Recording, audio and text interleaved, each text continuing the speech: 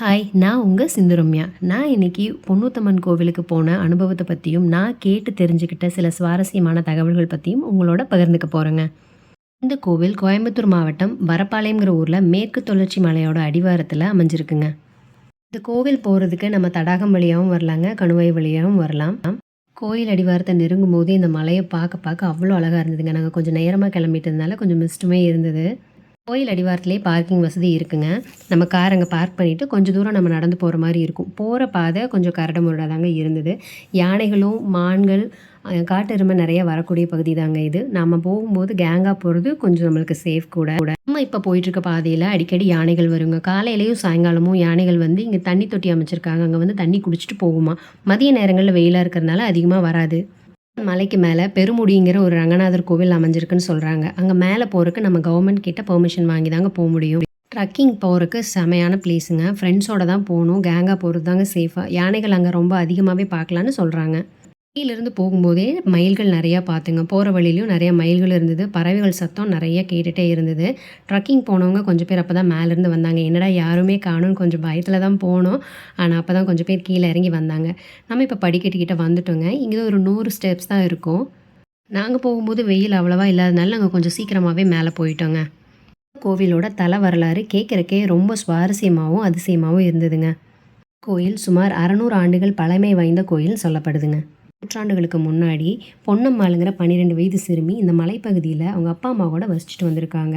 அவங்க தினமுமே கால்நடைகளை மேய்ச்சலுக்காக இந்த மலைப்பகுதியில் ஓட்டிகிட்டு வருவாங்களாம். அப்படி வரும்போது ஒரு நாள் அந்த மேய்ச்சலுக்கு வந்த மாடுகளை சாப்பிட்றதுக்காக ஒரு நரி வந்திருக்குங்க. அந்த நரியை பார்த்து பயந்து அந்த பொண்ணு ஓடி போய் ஒரு குகைக்குள்ளே மறைஞ்சிடுறாங்க. மேய்ச்சலுக்காக வந்த மாடுகளும் ஆடுகளும் வீடு திரும்பிடுது. ஆனால் இந்த பொண்ணு போகவே இல்லை. இதை பார்த்து பயந்துட்டு அவங்க அப்பா அம்மா அந்த பொண்ணை தேட ஆரம்பிச்சிடுறாங்க. கிராமத்து வாசிகளும் அந்த பொண்ணை தேட ஆரம்பிக்கிறாங்க. ஆனால் அந்த பொண்ணு அவங்களுக்கு கிடைக்கவே இல்லைங்க. கொஞ்ச நாளைக்கு அப்புறம் அந்த பொண்ணு அவங்க அப்பா அம்மாவோட கனவுல வந்து இந்த மலை மேலே இருக்கிற குகையில் அம்மனோட நான் இணைஞ்சிட்டேன், நீங்கள் என்னை வந்து வழிபடுங்கன்னு சொல்லிட்டு மறைஞ்சு போயிடுறாங்க. பொண்ணு சொன்னது போலவே அந்த ஊர் மக்களும் அந்த பொண்ணோட அப்பா அம்மாவும் அந்த பொண்ணை வழிபட ஆரம்பிக்கிறாங்க. கொஞ்ச நாளைக்கு அப்புறம் அந்த ஊரில் கடுமையான வறட்சி வந்துடுது. அப்போ அந்த பொண்ணு அவங்க அப்பா அம்மாவோட கனவுல தோன்றி என்னோட சிலைக்கு பின்னாடி நீங்கள் தோண்டுங்க, அவங்களுக்கு தண்ணி கிடைக்கும்னு சொல்கிறாங்க. அது போலவே ஊர் மக்களும் அவங்களும் சேர்ந்து அந்த சிலைக்கு பின்னாடி தோண்டும் போது ஊற்று அங்கே இருக்குங்க. அந்த ஊற்று இப்போவுமே 365 நாளும் வற்றாத ஊற்றாக இருக்குங்க. கோவிலில் நம்ம நுழைஞ்சதுமே இடது பக்கமாக விநாயகர் இருக்காங்க. அன்னதான மண்டபமும் இருக்குது. அங்கே இருந்து நம்ம கொஞ்சம் கீழே இறங்கி போனோம்னா தாங்க இந்த சன்னதியை நம்ம பார்க்குறோம். இதுக்குள்ளே தாங்க நம்ம பொன்னூத்தம்மன் இருக்காங்க. மட்டும் இல்லாமல் முருகர், விநாயகர், அனுமன், சிவன் சன்னதியுமே இருக்குங்க. இந்த கோவிலில் 4 விநாயகர் சிலைகள் இருக்குங்க.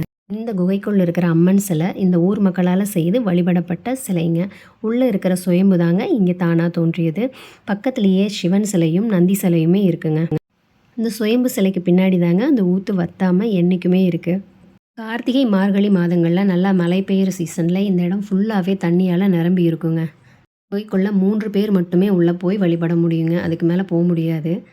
அமாவாசை பௌர்ணமி நாளில் இங்கே சிறப்பு பூஜைகள் நிறைய நடக்குங்க. அப்போ தான் இங்கே ரொம்ப கூட்டம் அதிகமாக இருக்கும். மற்ற நாட்களில் இங்கே அவ்வளோ கூட்டமாக இருக்காதுங்க. அவ்வளோ அமைதியாக இருந்ததுங்க. குகைக்குள்ளே உட்காந்து நம்ம சாமி கும்பிடும்போதும் அவ்வளோ மனசுக்கு நிறைவாகவும் அமைதியாகவும் இருந்தது. கோவில் பெண்களுக்கு ரொம்ப சிறப்பான கோவில்னு சொல்கிறாங்க. குழந்தை இல்லாதவங்களும் சீக்கிரமாக கல்யாணம் ஆகணும்னு வேண்டிக்கிறவங்களும் இங்கே வந்து தொட்டிலும் வளையலும் கட்டும்போது அவங்களோட பிரார்த்தனை சீக்கிரமாகவே நிறைவேறுதுன்னு சொல்லப்படுதுங்க. கோவிலோட நடை காலையில் 10 மணிக்கு திறந்து சாயங்காலம் 4 மணிக்கு க்ளோஸ் பண்ணிடுறாங்க. சாயங்காலம் நேரம் யானைகள் நடமாட்டம் அதிகமாக இருக்குதுன்னு சொல்கிறாங்க. டே ட்ரிப்பாக ஃபேமிலியோட வரதுக்கும் சரி, ஒரு சின்ன ட்ரக்கிங்காக ஃப்ரெண்ட்ஸோடு வரதுக்கும் சரி, இந்த இடம் ரொம்ப சூப்பரான ப்ளேஸுங்க. ஊருக்கு பக்கத்துலேயே இருந்தாலும் இதுதான் நான் ஃபஸ்ட் டைம் வரதுனால ரொம்ப எக்ஸைட்மெண்ட்டாக தாங்க வந்தேன். நாங்கள் 4 பேருமே இதுதான் ஃபர்ஸ்ட் டைம் இந்த கோவிலுக்கு வர்றது. இங்கே வர்ற பாதையில் கூட எந்த பிளாஸ்டிக் கவர்ஸோ பிளாஸ்டிக் பொருளோ எதுவுமே இல்லைங்க. ரொம்ப சுத்தமாக இருந்தது. இங்கே வர பக்தர்கள் குடும்பத்தோடு வந்து பொங்கல் வச்சும் அம்மனுக்கு நேர்த்திக்கடன் செலுத்துகிறாங்க. நிறையா ஸ்பெண்ட் பண்ணி மால்ஸ், தேட்டர்னு அவங்கள கூட்டிகிட்டு போகிறது மட்டும் இல்லாமல் குழந்தைகளை இந்த மாதிரி தொன்மையான கோவில்களுக்கு கூட்டிகிட்டு போகிறதும் கூட ஒரு என்ஜாய்மெண்ட் தாங்க. எங்கள் பாப்பா ரொம்பவே என்ஜாய் பண்ணாங்க. கீழேருந்து கூட்டிகிட்டு போகும்போது எனக்கே கொஞ்சம் கஷ்டமாக இருந்தது, நடந்துருவாளான்னு. ஆனால் ரொம்ப என்ஜாய் பண்ணி தான் போனால். வரும்போது ரொம்ப ஹாப்பியாக தான் வந்தாளுங்க. இவ்வளவு சிறப்பு வாய்ந்த பொன்னூத்தம்மன் கோவில் பற்றி நான் கேட்டு தெரிஞ்சுக்கிட்ட தகவல்களை உங்களோட பகிர்ந்துக்கிட்டேங்க. உங்களுக்கும் இந்த பொன்னூத்தம்மன் கோவில் பற்றி தெரிஞ்ச சுவாரஸ்யமான தகவல்களை என்னோட கமெண்ட் செக்ஷனில் ஷேர் பண்ணுங்க.